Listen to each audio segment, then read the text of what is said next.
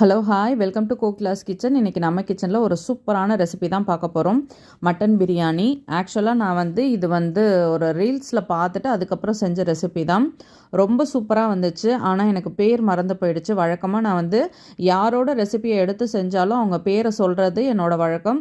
ஆனால் எனக்கு அந்த பிரதரோட பேர் மறந்து போயிடுச்சு, அதனால் சொல்ல முடியல, சாரி. இப்போ இந்த ரெசிபி எப்படி செய்கிறதுன்னு பார்க்கலாம். இப்போ நம்ம இதை பேஸ்ட் பண்ணிக்க போகிறோம்.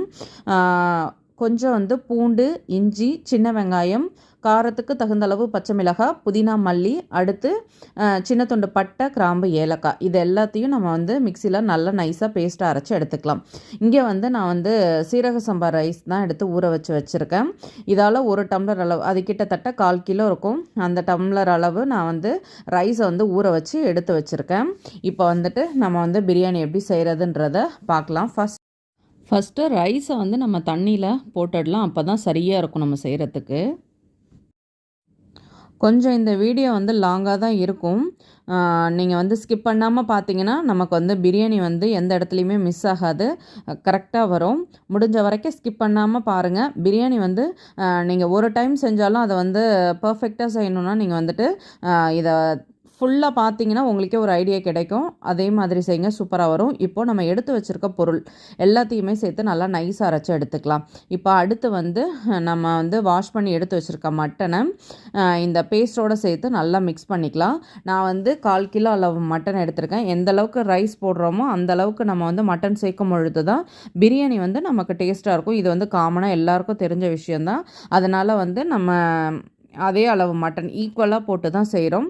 இப்போது மட்டனில் நம்ம அரைச்சி வச்சுருக்க பேஸ்ட் எல்லாத்தையும் சேர்த்துக்கலாம். அடுத்து கொஞ்சம் உப்பு சேர்த்து இந்த மட்டனோடு இந்த மசாலாவையும் சேர்த்து நல்லா மிக்ஸ் பண்ணிவிட்டு ஒரு 10 நிமிஷம் அப்படியே மசாலாவோடு சேர்த்து நம்ம அப்படியே ஊற வச்சு எடுத்துக்கலாம்.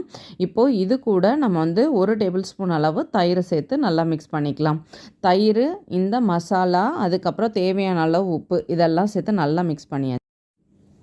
இப்போது நம்ம அடுப்பில் பாத்திரம் வச்சாச்சு. எப்போ நம்ம பிரியாணி செய்ய போனாலும் நல்லா அகலமான பாத்திரமாக எடுத்து செய்யுங்க. அதே மாதிரி வெயிட்டாக இருக்கணும். வெயிட்லெஸ்ஸாக இருந்ததுன்னா அடி பிடிச்சிடும். அதே மாதிரி அகலமாக இருந்தால் தான் நமக்கு அது நல்லா வெந்து வரும்.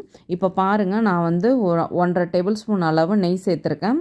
இது கூட கொஞ்சமாக நம்ம ஆயில் சேர்த்துக்கலாம். நான் ரீஃபைண்ட் ஆயில் தான் சேர்த்துருக்கேன். இப்போது நெய், எண்ணெய் ரெண்டுத்தையும் சேர்த்து நல்லா சூடு பண்ணிவிட்டு இப்போ பாருங்கள், நம்ம கொஞ்சமாக பிரிஞ்சி இலை, அடுத்து கிராம்பு, ஏலக்காய், இதெல்லாம் பட்டை, இது எல்லாத்தையும் அதில் சேர்த்துருக்கேன். இது நல்லா பொரிஞ்சதுக்கப்புறம் நம்ம கட் பண்ணி எடுத்து வச்சுருக்க பெரிய வெங்காயத்தை இது கூட சேர்த்துக்கலாம். இப்போ வெங்காயத்தை சேர்த்து நல்லா வதக்கிக்கலாம். இது ரொம்ப அப்படியே கோல்டன் ப்ரௌன் ஆகணும் அந்த மாதிரி அந்த ஸ்டேஜுக்கெலாம் விட வேண்டாம். ஓரளவுக்கு இது நல்லா வதங்கினா போதும்.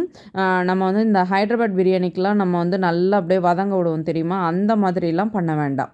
இப்போ பாருங்கள், இது எல்லாத்தையுமே நல்லா நம்ம வதக்கியாச்சு.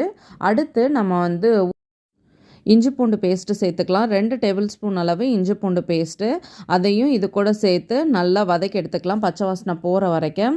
ரொம்ப ஹையில் வச்சு கறிக்கிடக்கூடாது. சிம்மில் வச்சு நம்ம பொறுமையாக அதை வதக்கி எடுக்கணும். அடுத்து நம்ம ஊற வச்சுருக்க மட்டன், இது எல்லாத்தையும் இது கூட சேர்த்து நல்லா மிக்ஸ் பண்ணி இதை வேக வைக்க வேண்டித்தான்.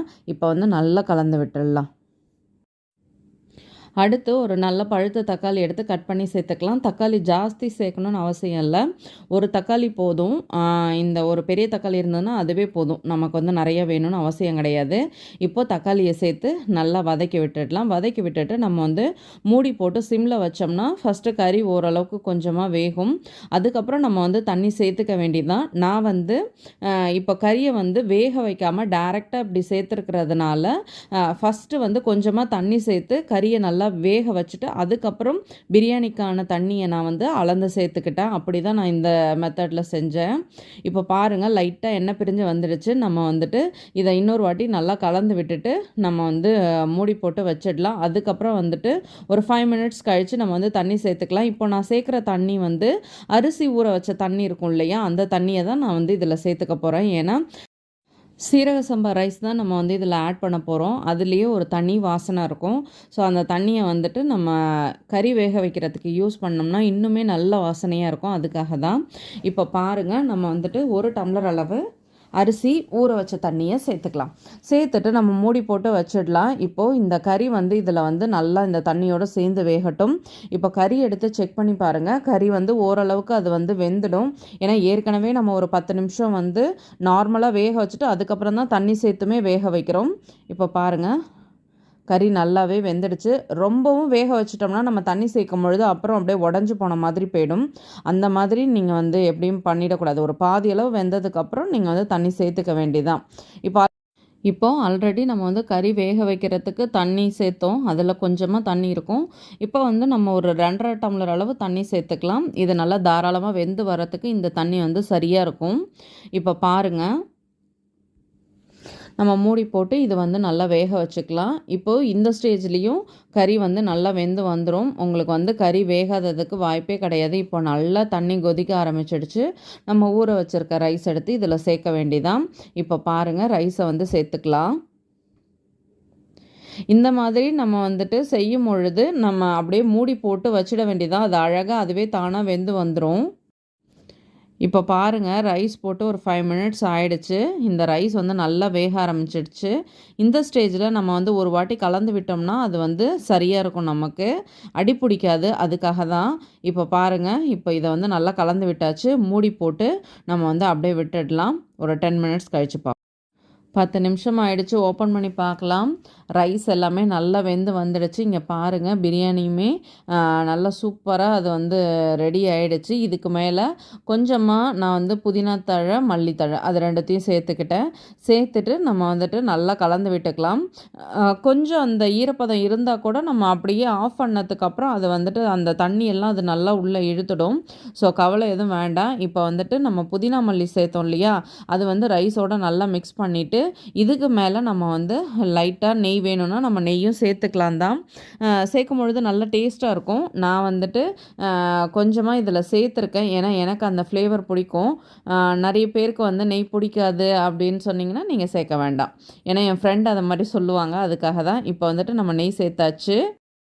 அப்படியே மூடி போட்டு ஒரு 5 மினிட்ஸ் நம்ம வந்து விட்டுடலாம். 5 மினிட்ஸ் ஆகிடுச்சு. ஓப்பன் பண்ணி பார்க்கலாம். நல்லா கமன்னு சூப்பராக நம்மளோட மட்டன் பிரியாணி ரெடி ஆகிடுச்சு. இப்போ நம்ம நெய் வந்து மேலே ஊற்றிருக்கோம் இல்லையா, ஸோ ரைஸ் ஃபுல்லாக மிக்ஸ் ஆகிற மாதிரி நம்ம நல்லா கலந்து விட்டுக்க வேண்டிதான். இப்போ பாருங்கள், நல்லா சூப்பராக ரெடி ஆகிடுச்சு. பிளேட்டில் மாற்றிக்கலாம். சுட சுட சூப்பராக நம்மளோட மட்டன் பிரியாணி ரெடி ஆகிடுச்சு. நீங்களும் வீட்டில் ட்ரை பண்ணி பாருங்கள். கண்டிப்பாக உங்களுக்கு பிடிக்கும். வீடியோ பிடிச்சா லைக் பண்ணுங்கள். என்னோடய வீடியோ உங்களுக்கு யூஸ்ஃபுல்லாக இருந்தால் சப்ஸ்கிரைப் பண்ணிக்கோங்க. மறக்காமல் செஞ்சு பார்த்துட்டு உங்கள் கமெண்ட் சொல்லுங்கள். எங்களை மாதிரி சின்ன சின்ன யூடியூபர்ஸை சப்போர்ட் பண்ணுற விதமாக வீடியோவை வந்துட்டு நீங்கள் மற்றவங்களுக்கும் ஷேர் பண்ணி விடுங்க. ஸ்கிப் பண்ணாமல் பாருங்கள். கண்டிப்பாக உங்களோட லவ் அண்ட் சப்போர்ட் எப்பொழுதுமே கொடுத்துட்ருங்க. நீங்கள் கொடுக்குற அந்த லவ் சப்போர்ட்டு தான் எங்களுக்கு அடுத்தடுத்து நல்ல நல்ல வீடியோஸ் போடணும் அப்படின்றதுக்கு ஒரு என்கரேஜிங்காக இருக்கும். தேங்க்யூ.